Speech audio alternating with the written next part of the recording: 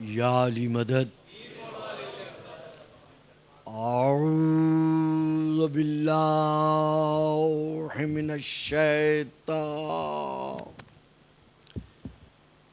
اللعین الرجیم.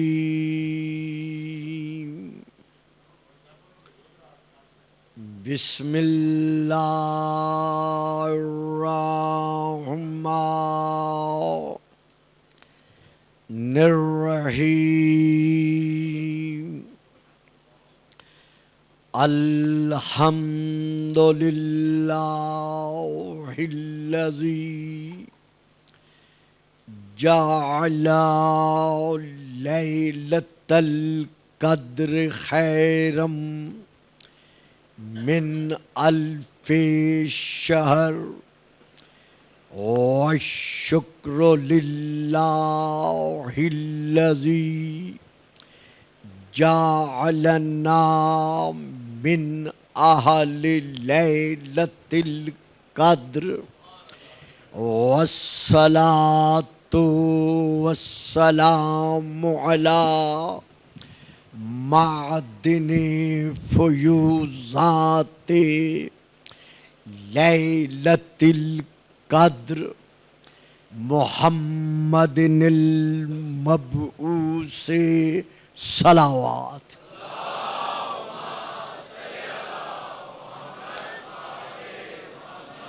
قبل لیلۃ القدر وعلی جواہر علل ما ظہر فی لیلۃ القدر ثم الصلاۃ علی آلہ الذین ہم محال کتاب اللہ المنزل فی لیلۃ القدر بل ہم کتاب اللہ الناطق المنزل فی لیلۃ القدر وعلی شیعتہم الذین ہم اوراق کتاب اللہ الذی نزل فی لیلۃ القدر لاقتباسہم المعارف من مشکات لیلۃ القدر.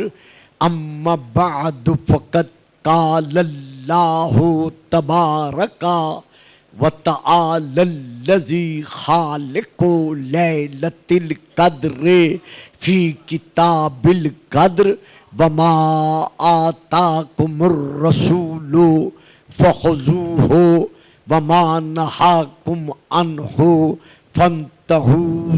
صلوات.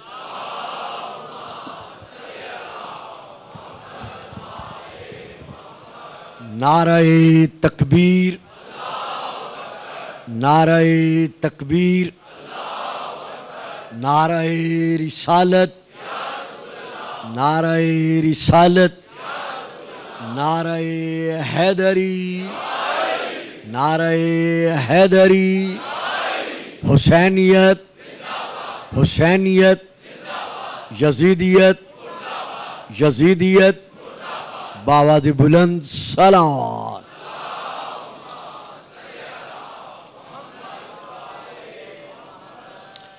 مودت محمد و آل محمد کے سائے میں زندگی کے بسر ہونے والے ایک ایک سانس کو معراج عبادت تسلیم کرنے والے میرے معظم مکرم سامعین، یہ ایک اظہر من الشمس حقیقت ہے، روشن اور واضح ترین یہ حق ہے کہ محمد و آل محمد نے، یعنی رسول اور اہل بیت رسول نے اپنی ذوات سے، اپنی صفات سے، اپنی گفتار سے، اپنے کردار سے، اپنے علم سے، اپنے عمل سے اپنے ہر ایک دکھ میں اور اپنے ہر ایک سکھ میں، اپنی تمام تر آزمائشوں میں اور اپنے تمام تر مصائب و آلام میں ہمیشہ خدا کو خدا منوایا ہے۔ توجہ فرمائی صاحبان آپ نے؟ ذرا درود پڑھیے گا، صلوات۔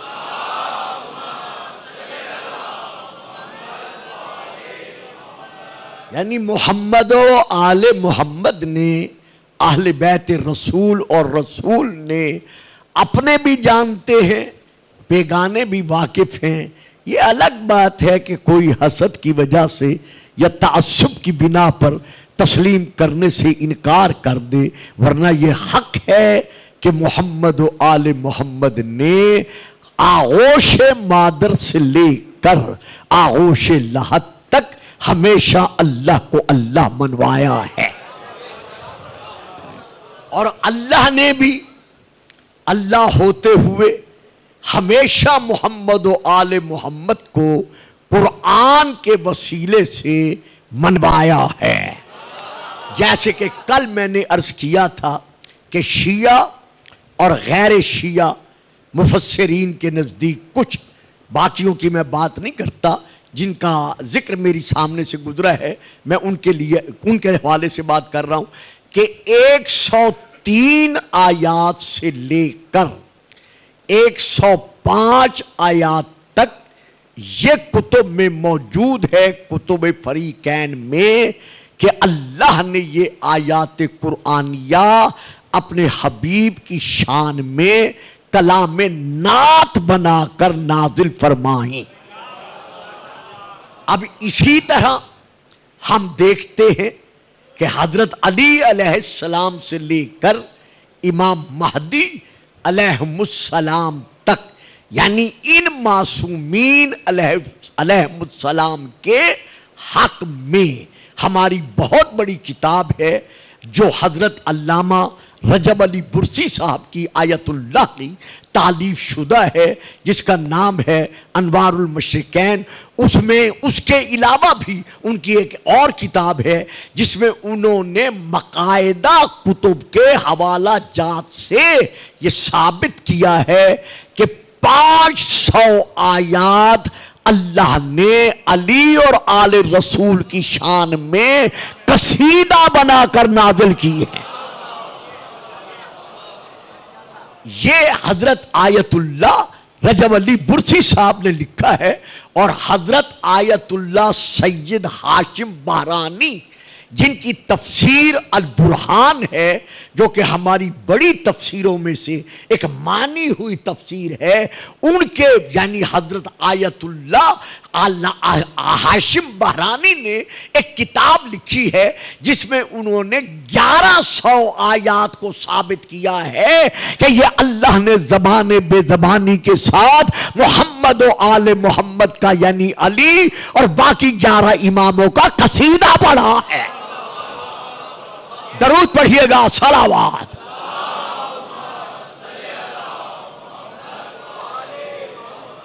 تو یہ آیات جو ان کی شان میں قصیدہ بن کر نازل ہوئی ہیں، انہی آیات میں سے ایک آیت یہ بھی ہے جس کی اب میں انشاءاللہ تلاوت کرنے لگا ہوں، سورہ الشورى کی، سورہ نمبر 42 کی آیت نمبر 23۔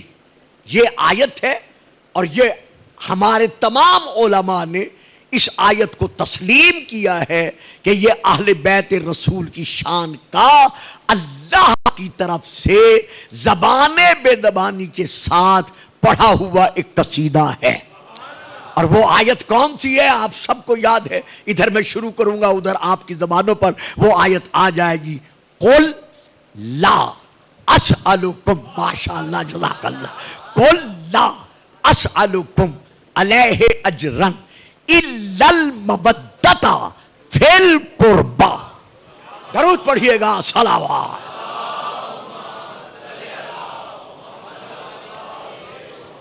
اگر ہو سکے تو ایک ڈھیلی ڈھیلی صلوات اور بھی پڑھ دیں، صلوات۔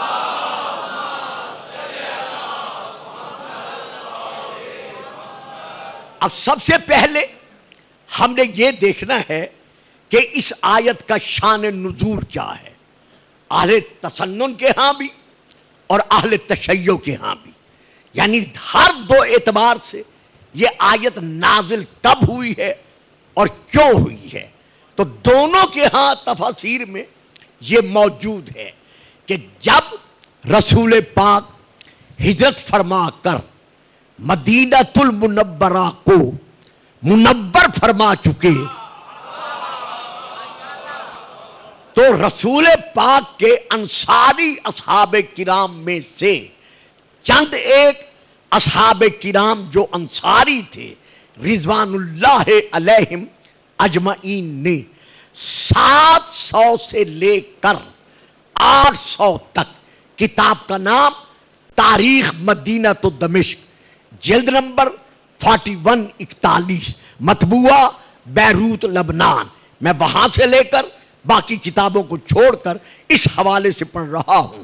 یہ میرے بڑے بھائیوں کی بہت بڑی کتابوں میں سے ایک کتاب ہے کہ چند ایک انصاری اصحاب کرام رضوان اللہ علیہم اجمعین نے 700 سے لے کر 800 دراہم تک یہ وہاں روایت ہے جمع کیے، اور وہ جمع کر کے رسول پاک کی بارگاہ میں حاضر ہوئے، اور یہ دنانیر دراہم رسول کے قدموں میں رکھ کر کہا کہ یا رسول اللہ، آپ نے ہمارے لیے تبلیغ اسلام کی خاطر بڑی زحمات اور بڑی صعوبات اور بڑی تکلیفات برداشت کی ہیں، ہم جہنم کے گڑھوں میں دفن تھے، آپ نے ہمیں جہنم کے گڑھوں سے نکال کر جنت کے دروازے پر لا کر کھڑا کر دیا۔ ہم انسانیت کے اصولوں سے بالکل ناواقف تھے، آپ نے ہمیں انسانیت کی صفوں میں اعلیٰ ترین انسان بنا کر پیش کر دیا۔ ہم اپنی بیٹیوں کو زندہ درگور کیا کرتے تھے اور ہم اپنی خواتین کو جانوروں سے بھی بدتر حال میں رکھنے کے عادی تھے، لیکن آپ نے ہمیں بتا دیا کہ اللہ نے ان کو کیا مقام بخشا ہے۔ آپ نے ساری روشن راہیں ہم پر ظاہر فرما دی، حق کو حق اور باطل کو باطل آپ نے ہم سے منوا لیا۔ اب ہم آپ کی خدمت اقدس میں اور تو کچھ پیش نہیں کر سکتے، یہی معمولی سا ہمارا نذرانہ ہے 700-800 درہم، اگر آپ قبول فرما لیں تو یہ ہمارے لیے فخر معراج ہوگا۔ اب جب وہ اپنا کلام ختم کر چکے تو میرے اس رسول نے جو مظہر غنی عن العالمین ہے،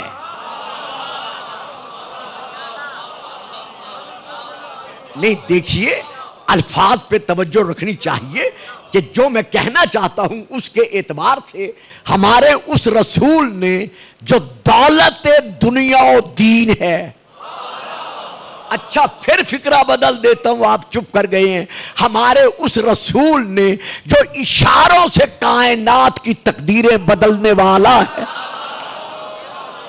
ہمارے اس رسول نے جو ارادوں سے لوح محفوظ کی تحریر بدلنے والا ہے، ہمارے اس رسول نے جو ایک نظر سے خاک کو اکسیر بنانے والا ہے، ان صحابہ کی طرف دیکھا، دیکھ کر کہا تمہارا نذرانہ اپنی جگہ پر قابل ستائش ہے، لیکن تم یہ جانتے ہو نا کہ میں اس کا بھیجا ہوا ہوں، یہ میرے شایان شان نہیں کہ میں تم منگتوں سے کچھ مانگوں۔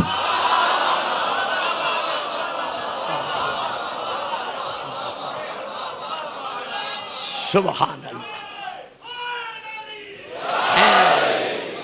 درود پڑھیے گا، صلوات۔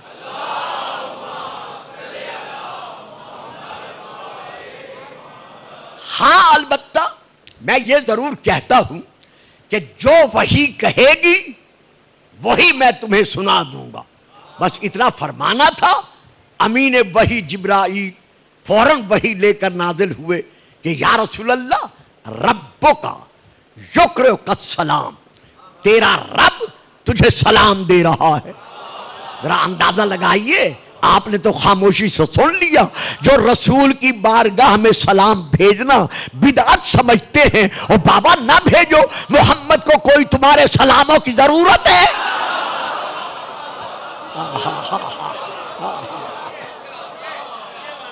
اللہ اس کی بارگاہ میں جو خود السلام ہے وہ سلام بھیج رہا ہے.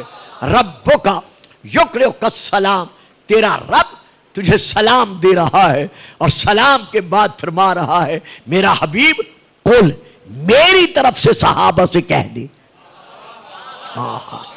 میری طرف سے صحابہ سے کہہ دے. کیا کہہ دے؟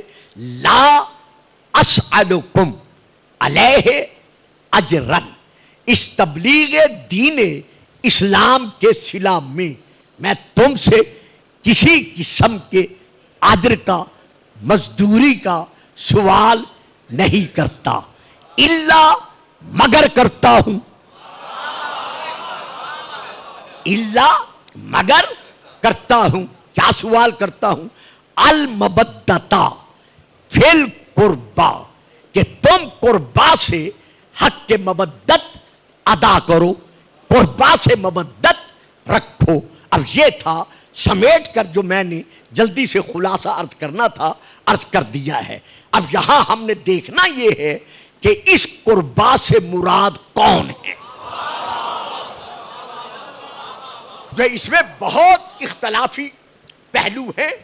جہاں تک 45 منٹ تک انشاءاللہ مجھے اس موضوع کو چلانا ہے، جہاں رک گیا وہاں میں روک لوں گا، اور انشاءاللہ زندگی رہی تو کل پھر اسے لے کے چلوں گا.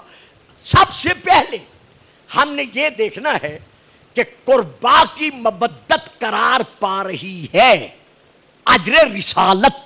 یہ کوئی معمولی بات نہیں ہے، اس کے لیے سوچنا پڑے گا.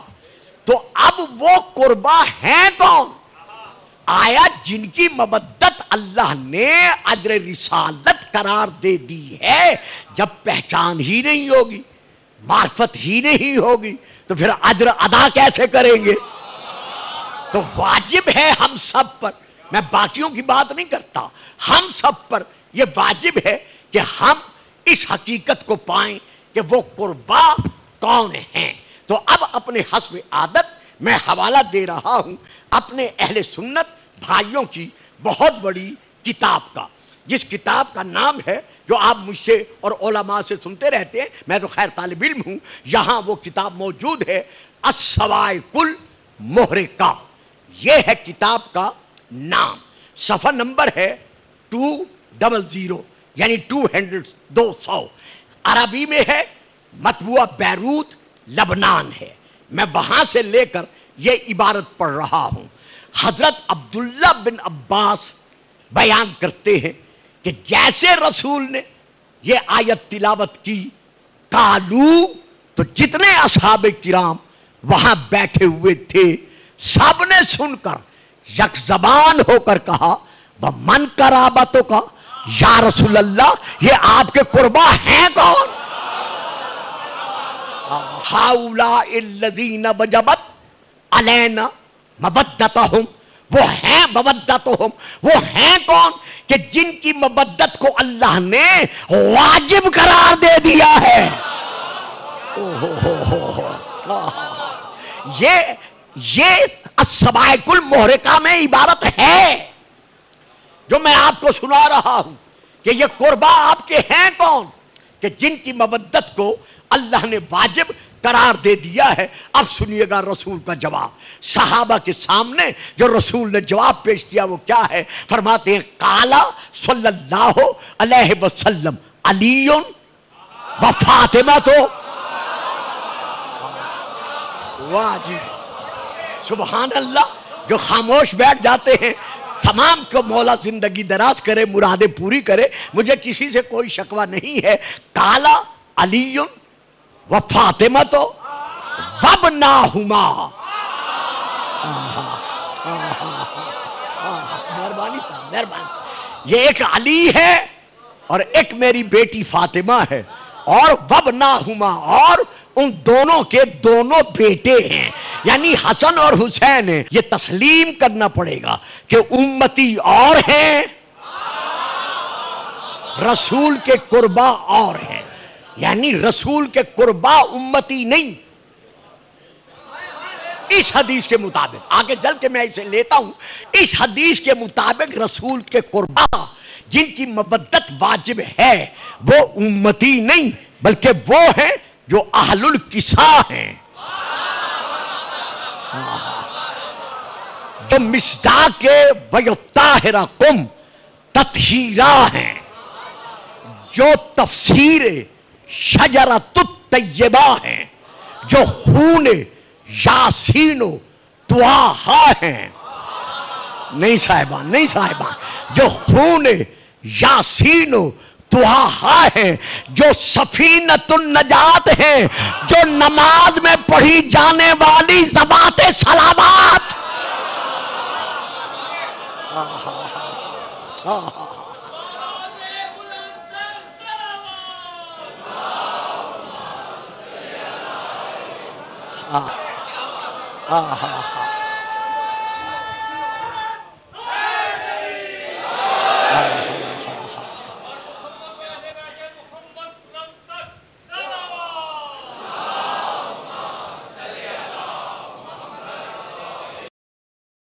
تو اب یہاں پر صرف گلفام اپنی بات پہ نہیں رکتا، میں آتا ہوں حضرت امام شافعی رحمت اللہ علیہ کے ان اشعار کی طرف جن میں وہ اہل بیت رسول کی منقبت بیان کر رہے ہیں۔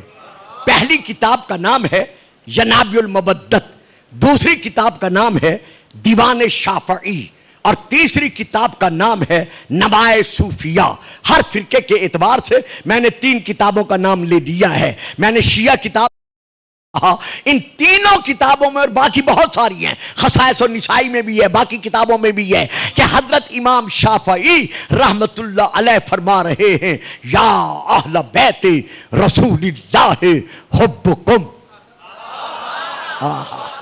یا اہل بیت رسول اللہ حبکم فرض من اللہ فی القرآن انزلہ۔ اے اہل بیت رسول، یہ صرف اور صرف تمہارا مقام ہے کہ اللہ نے تمہاری محبت کو قرآن میں واجب بنا کے پیش کیا ہے، یعنی تمہاری محبت جو ہے وہ واجب ہے۔ اور اس کے بعد جو شعر مصرع انہوں نے لکھا ہے، قلم توڑ کے رکھ دیا ہے، کہتے ہیں کفاکم من عظیم القدر انکم من لم یصلی علیکم لا صلاۃ لہ۔ اے آل محمد، اے آل بیت رسول، تمہاری شان میں اگر کوئی بغض رکھنے والا، حسد رکھنے والا کوئی فضیلت نہیں پڑھتا، نہیں پڑھتا، نہیں پڑھتا، نہ پڑھے نہ پڑھے نہ پڑھے، تمہاری ایک فضیلت کافی ہے کہ اگر کوئی اپنی نماز میں تم پر درود نہیں بھیجتا تو اس کی نماز نماز نہیں رہتی۔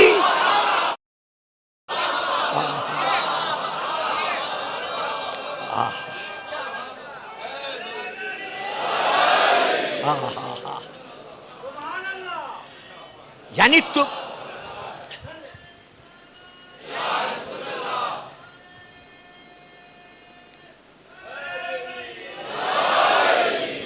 یہ ہیں وہ رسول کے قربا جن کی مودت جو ہے اللہ نے قرآن میں واجب بنا کر نازل کی ہے۔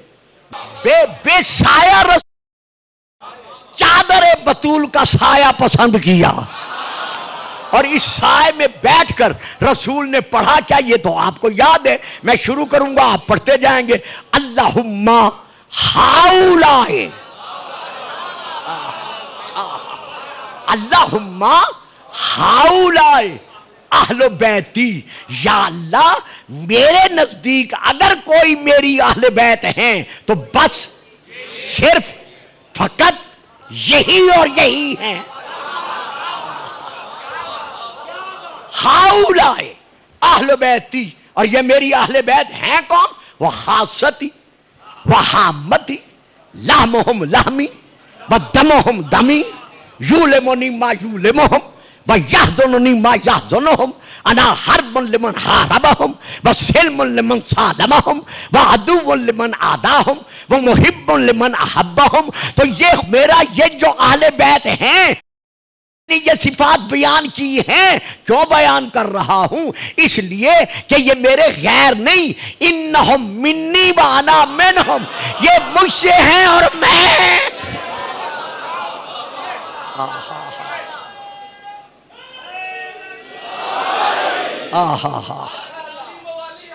دو بھائی تین نمبر.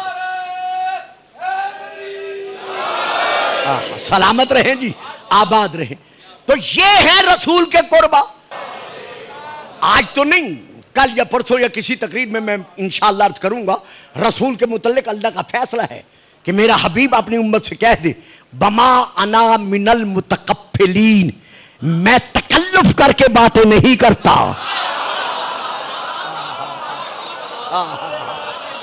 واہ جی واہ، واہ جی واہ، بڑی مہربانی آپ صاحبان کی، بڑی مہربانی. میں جو کچھ کہتا ہوں وہی کے سائے میں کہتا ہوں. تو اللہ کے بندے نحو و صرف پڑھ کر باتیں کرنا اور بات ہے. علم کا معلم تکن تعلم کا مصداق ہو کے حسین و منی وانا من الحسین کہنا.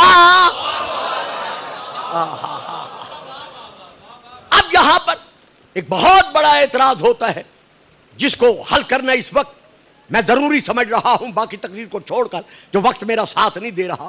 وہ یہ ہے کہ اللہ سوال کیسے کر سکتا ہے؟ انتم الفقراء، تم سب کے سب محتاج ہو، تم سب کے سب فقیر ہو. تو اللہ یہ سوال رسول ہم سے یہ کیسے کر سکتا ہے؟ اللہ کی شایان شان ہی نہیں کہ اللہ جو ہے وہ خود یہ سوال کرے. جب اللہ سوال اور صفحہ دو، اللہ یہ سوال کر ہی نہیں سکتا. تو شیعہ حضرات پھر یہ کیسے کہتے ہیں کہ اللہ نے یہ سوال کیا ہے کہ اپنی امت سے کہہ دو کہ میں تم سے قربا کی مودت کا سوال کرتا ہوں.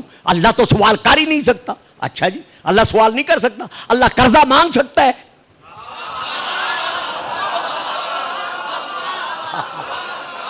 کمال ہے بھائی. چلے چپ نہیں بیٹا، بیٹا آرام سے بیٹھ. میری گل سمجھو، میں بڑے اشارے سے گزر گیا ہوں، گھڑی مجھے آگے نہیں بڑھنے دے رہی. یہ کہنا کہ اللہ تم سے سوال نہیں کر سکتا. اچھا اللہ ہم سے قرضہ مانگ سکتا ہے؟ پڑھو مولانا قرآن کو. ان تقرضوا اللہ قرضا حسنا یضاعف لکم ویغفر لکم ذنوبا. اگر تم اللہ کو قرض حسنا دو گے تو اللہ دگنا کر کے تمہیں قرض پلٹا دے گا اور نفع بھی عطا وہ کرے گا کہ تمہارے گناہ معاف کر دے گا. اللہ قرضہ مانگے تو مانگتے ہو، آل محمد کے لیے سوال کرے.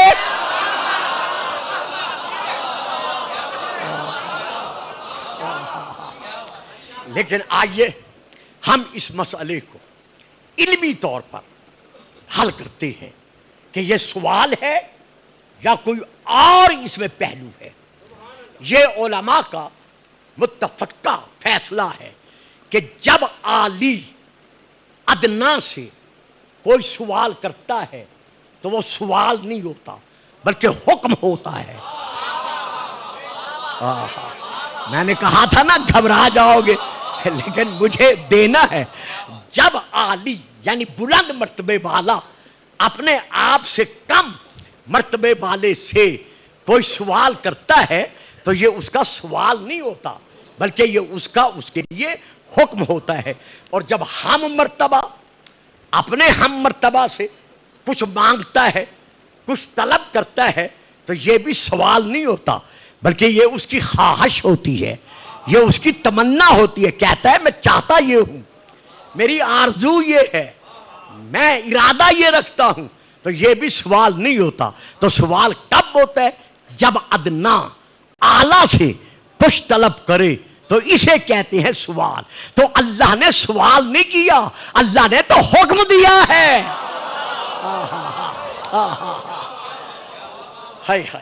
یہ اسألکم تو ہمیں سمجھانے کے لیے فرمایا گیا ہے کہ دیکھو اللہ نے آل محمد کی عظمت منوانے کے لیے وہ لفظ استعمال کیا ہے جو تمہارے ذہنوں میں قائم رہے کہ جو اللہ کا سوال پورا نہیں کر سکتا وہ اللہ سے جنت کیسے مانگ سکتا ہے. اب یہاں تک میں آپ کو لے آیا.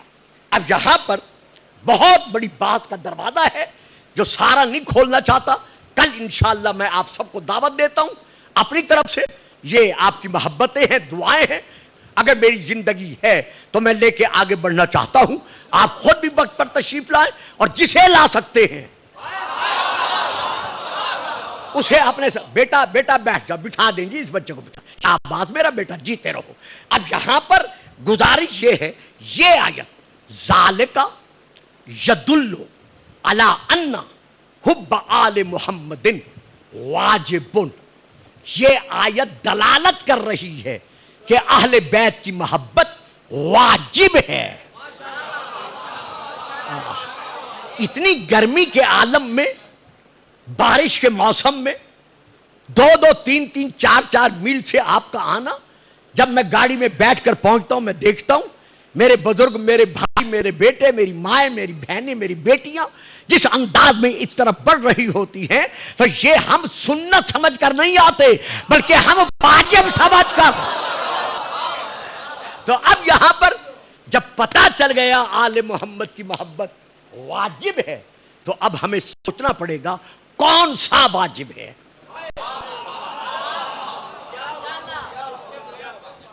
کیونکہ واجب کی کئی قسمیں ہیں.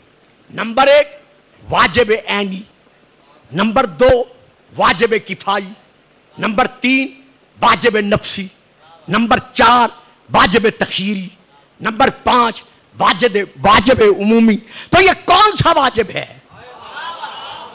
جو اللہ نے ہم پر واجب قرار دے دیا ہے؟ اسی طرح واجب تبسلی یہ بھی واجب کی قسموں میں سے ہے، اسی طرح واجب تعبدی یہ بھی واجب کی قسموں میں سے ہے. علماء سے پوچھے گا، میرے پاس اب وقت نہیں رہا، کہ یہ کون سا واجب ہے جس کو ہم نے ادا کرنا ہے. تو جب، اور دیکھیے یہ ایسا واجب ہے کہ جب ہمارا مرنے والا مرتا ہے تو ہم اس کا شانہ ہلا کر کیا کہتے ہیں؟ واہ، جو سمجھ گئے ہو وہ بہت، جو نہیں سمجھے وہ چپ رہو. جب ہمارا مرنے والا مرتا ہے تو ہم اس کا شانہ ہلا کر زور وہ سے کیا کہتے ہیں؟ اسمع، افہم، سن اور سمجھ. معلوم ہوا مرتے اور ہیں، حبدار نہیں مرتے. تو ہم اسے تلقین میں کیا سناتے ہیں کہ سن، اس وعدے پہ قائم ہے نا جو وعدہ تو کر کے اس دنیا سے جا رہا ہے. تو یہاں پر یہ جو واجب ہے یہ کون سا واجب ہے؟ تو میں پہلے سوائے کے مورکہ سے عرض کر چکا ہوں، اب پھر عرض کر رہا ہوں کہ الذین افترض اللہ مودتہم علی کل مسلم وانزل فیہم قل لا اسألکم علیہ اجرا الا المودۃ فی القربى. افترض اللہ، اللہ نے اس مودت اہل بیت کو فرض قرار دے دیا ہے. اب یہ کیسا فرض ہے بس اسی پہ ختم کر رہا ہوں. نماز فرض، روزہ فرض، حج فرض، زکوٰۃ فرض، یہ بھی فرض. یہ ایسا فرض ہے کہ اگر یہ ہے تو وہ ادا ہے.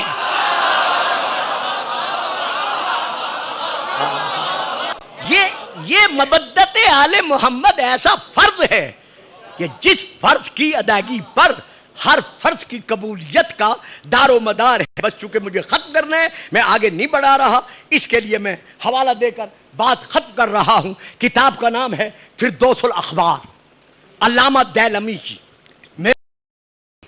بڑی کتابوں میں سے یہ ایک کتاب ہے عربی میں. دوسری کتاب کا نام مناقب خوارزمی، صفحہ نمبر 67. میں وہاں سے لے کر، یہ بھی میرے بڑے بھائیوں کی بہت بڑی کتاب ہے عربی میں، میں ان دونوں سے لے کر بات کو سمیٹ رہا ہوں جو باقی 5-7 منٹ رہ گئے ہیں. رسول پاک نے کالا لے علی ابن ابی طالب سے رسول پاک نے خود ارشاد فرمایا، یا علیو لو ان عبدن عبد اللہ مثل ما قام نوح فی قومہ وکان لہ مثل احد ذهبا فانفقہ فی سبیل اللہ ومد فی عمرہ حتی حج 1000 عام علی قدمہ ثم قتل بین الصفا والمروہ مظلوما ثم لم یوالک یا علیو لم یشم رائے. 18 برس کی تھی بابا کے وصال کے بعد. اللہ جانے کیسے غموں کا پہاڑ اس کے سر پر گرا کہ سر کے بال سفید ہو گئے، کمر جھک گئی، دیواروں کا سہارا لے کر چلنے لگی، رو رو کے کہنے لگی، بابا سبت علیہ مصائب لو انہا سبت میں شرن لیا لیا. جو مصیبتیں مجھ پر پڑی ہیں اگر دنوں پہ پڑتی تو راتیں بن جاتی. مرحبا مرحبا. اللہ جانے کتنا مصائب سیدہ پر پڑا ہے کہ جو ام المصائب نے کلمات ادا نہیں کیے وہ سیدہ بطول نے ادا کیے. اب سیدہ بطول کے بعد چلتے جائیں. کل میں نے جناب مسلم علیہ السلام کے متعلق کچھ کلمات ادا کیے تھے، آج پھر ادا کر رہا ہوں کہ اس انداز میں مسلمانوں نے اجر رسالت ادا کیا ہے کہ یوم العرفہ 9 ذی الحجہ کا دن سن 60 ہجری سر سے لے کر پاؤں تک اپنے خون میں ڈوبا ہوا جناب مسلم دارالعمارہ کی چھت پہ لائے گئے. یہ وہ مظلوم پردیسی ہے کہ جس پر بازار میں لڑتے ہوئے تیروں تلواروں اور پتھروں کے ساتھ گھروں کی آگ پھینکی گئی. یعنی اتنی آگ جناب مسلم پر پڑی کہ آخر آپ نے انہی زخموں کی حالت میں دیوار کا سہارا لیا اور رخ کر کے مکے کی طرف کہا زہرا کا لال کاش میرے پہلو میں عباس ہوتا. جب دارالعمارہ کی چھت پر آئے آپ کی گردن جھکی، بکیر بن عمر نے تلوار اٹھائی سنبھالی اور کہیں حمران ہے بکیر بن حمنان، اس نے تلوار سنبھالی. جناب مسلم کی نظر پڑی، سامنے وسیع میدان تھا، پورے میدان میں ایک پورا ہجوم تھا جو خوشیاں منا رہے تھے، تالیاں بجا رہے تھے، کچھ ایک طرف کھڑے ہو کر رو بھی رہے تھے. جب جناب مسلم کی دارالعمارہ کی چھت سے اس ہجوم پر نظر پڑی، آپ کی آنکھوں میں آنسو بہر آئے، آواز دے کر کہتے ہیں کوفہ والو، میں پردیسی، میں مظلوم، میں حسین کا سفیر، اپنے لیے تم سے کچھ نہیں مانگتا. میں یہ نہیں کہتا کہ جب میں شہید کر دیا جاؤں مجھے غسل دینا، مجھے کفن پہنانا، قبر کھود کے گڑھا کھود کے مجھے دفن کر دینا، نہ، جو مرضی میں آئے مجھ پر ظلم و ستم کے پہاڑ توڑنا. لیکن کوفہ والوں میں اتنا کہتا ہوں کل عید کا دن ہوگا،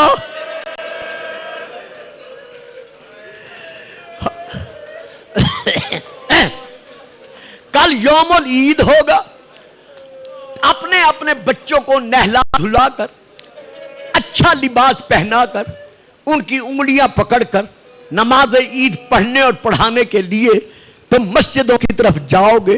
جب اپنے بچوں کو لے کر جانا، اگر راستے میں کہیں میرے یتیم مل جائے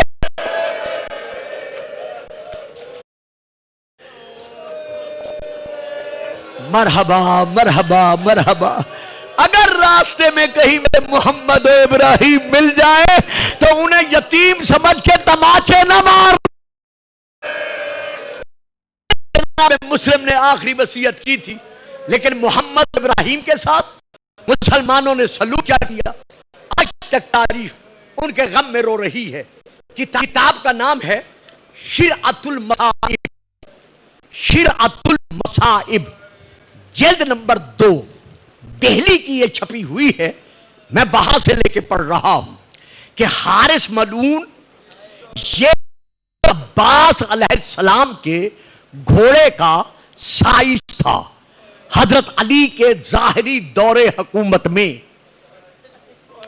یہ خدمت گار، اس نے حضرت عباس کی بارگاہ میں عرض کیا آقا مجھے قرض حسنہ کے طور پر کچھ دراہم و دنانیر دیں، میں اپنا مکان بنانا چاہتا ہوں. جب اس نے یہ کہا آپ کی آنکھوں میں آنسو آ گئے. فرمایا میں قرض نہیں دیتا، جتنے دنانیر چاہیے مال چاہیے میں دیتا ہوں، اس کے بدلے میں ایک وعدہ لوں گا. قرض مل گیا، مکان بن گیا. مکان کا اس نے ایک دالان بنوایا جس میں 2 پلر تھے جن پر چھت کھڑی تھی. مکان بننے کے بعد اس نے حضرت عباس کو دعوت دی کہ میرے غریب خانے پر تشریف لائیں. فرمایا ہاں ضرور آتا ہوں. جب آپ پہنچ گئے اس نے گھوڑے کی رکابوں میں ہاتھ ڈال کر غازی عباس کا استقبال کیا. جب مکان کے اندر آپ آئے اور آپ نے وہ دو پلر دیکھے آپ کی آنکھوں سے آنسو روانہ ہوئے.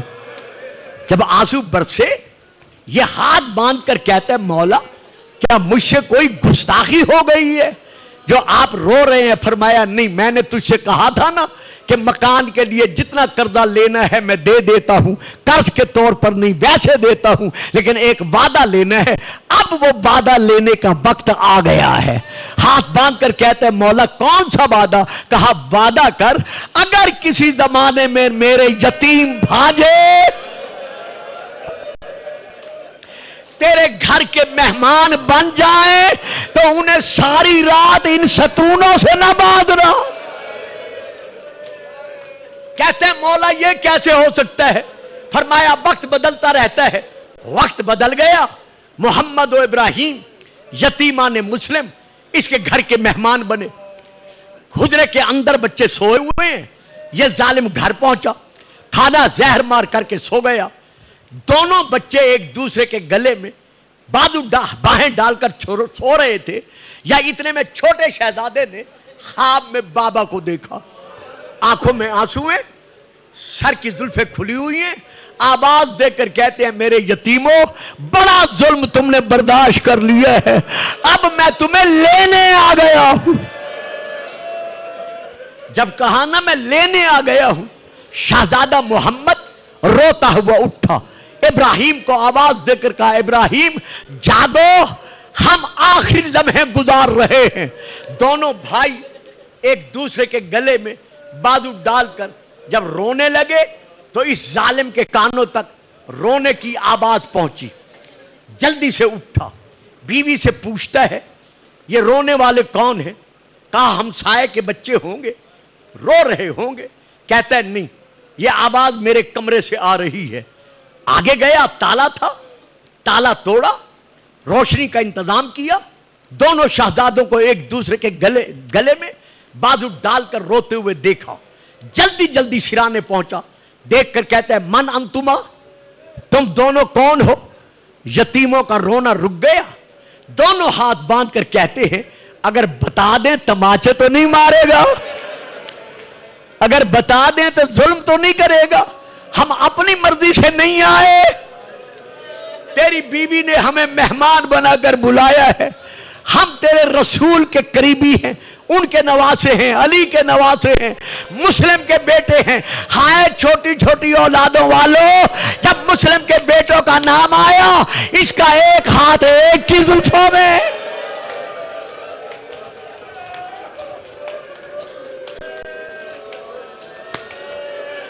رو لو یہ عزاداری کی راتیں ہیں، یہ پرسہ دینے کی راتیں ہیں. دوسرا ہاتھ چھوٹے بھائی کی زلفوں میں ڈالا، بالوں سے پکڑ کر کھینچتا ہوا یہ باہر دالان میں لے آیا. دالان میں لا کر گلے میں اور باہوں میں رسی ڈالی. رسی ڈال کر پلر کے ساتھ یہ رسی باندھتا رہا. شہزادے دیکھتے رہے. جب رسیوں کے ساتھ پلر کے ساتھ ان کو جکڑ دیا تو بڑا شہزادہ رو کر کہتا ہے حارث کیا تمہیں ہمارے ماموں عباس والا وعدہ بھول گیا؟ کہتا ہے کیسا وعدہ؟ کہا کیا ماموں عباس نے تجھ سے یہ وعدہ نہیں لیا تھا کہ اگر کبھی میرے یتیم بھانجے مل جائے تو ان پر ظلم نہ کرنا؟ بجائے ہاتھ روکنے کے اس نے ایسا تماچا بڑے شہزادے کو مارا کہ آپ کا دایاں رخسار پھٹ گیا، چہرہ خون میں ڈوب گیا. دوسرا ہاتھ اٹھایا چھوٹے کو مارنے کے لیے. بڑا شہزادہ اس حالت میں پھر آگے بڑھا. ہاتھ باندھ کر تو نہیں باندھ سکتا تھا، رو کر کہتا ہے جتنے تماچے مارنے ہیں مجھے مار لے، میرے بھائی کو تماچے نہ مار. جب اس نے تماچے مارے بس آخر میں اتنا کہتا ہوں شہزادو بے شک عالم یتیمی میں، عالم پردیس میں تم پر بڑا ظلم ہوا ہے، تمہیں تماچے مارے گئے ہیں، لیکن تمہیں تماچے مارنے والا ایک تھا. بس میں نے پڑھ دیا، بس ہے جتنا پڑھنا تھا رونے والے نے پڑھ دیا.